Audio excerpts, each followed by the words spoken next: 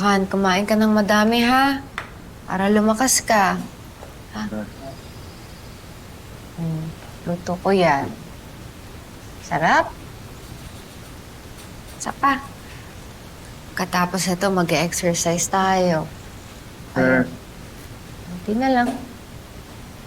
Ayaw mo kasi mag-physical therapy, mas mabilis ka makakagaling doon. Sapa. Ako na. Ako na lang. Sige na.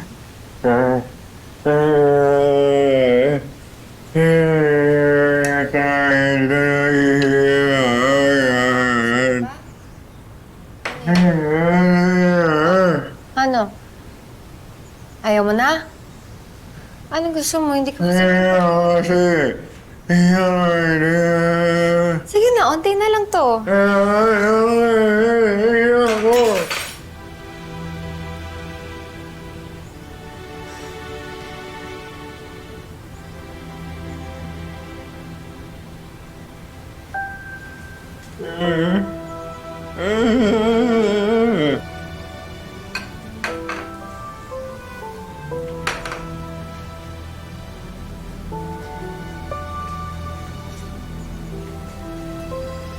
Huwag ka mag-alala.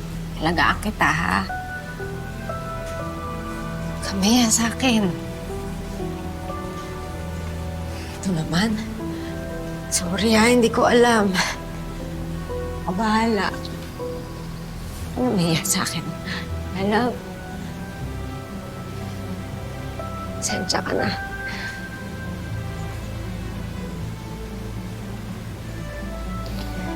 Sensya ka na, ha? Alagaan kita. I'm sorry. I'm sorry. Sorry, Han. Okay lang. Okay lang.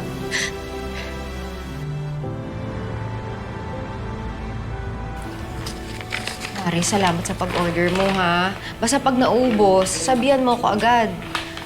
Alam mo naman, kailangan ko ng racket.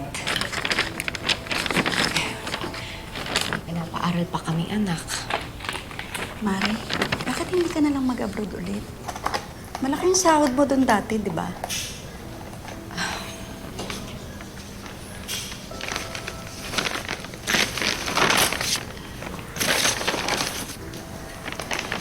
Paano naman si Fred?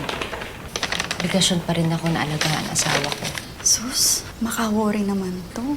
Akala mo naman totoong asawa mo na talaga si Fred? Eh, hindi pa naman kayo kasal, di ba? O siya, sabihan na lang kita ulit kapag order ako, ha? Kapag naubos to. Una na ako, Mare. Salamat. Fred, una na ako.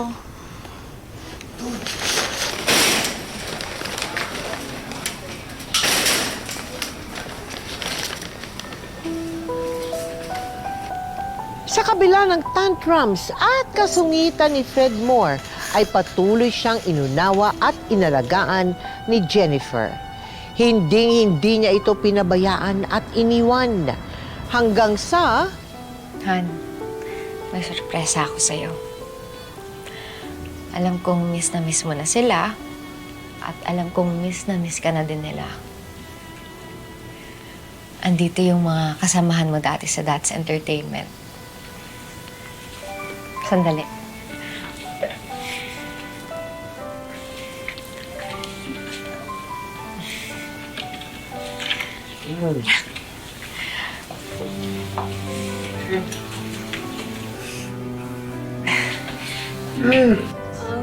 Maraming salamat po sa inyo, sa pagdalaw po kay Fred. And maraming pong salamat sa tulong po na binigay niyo rin kay Fred Moore.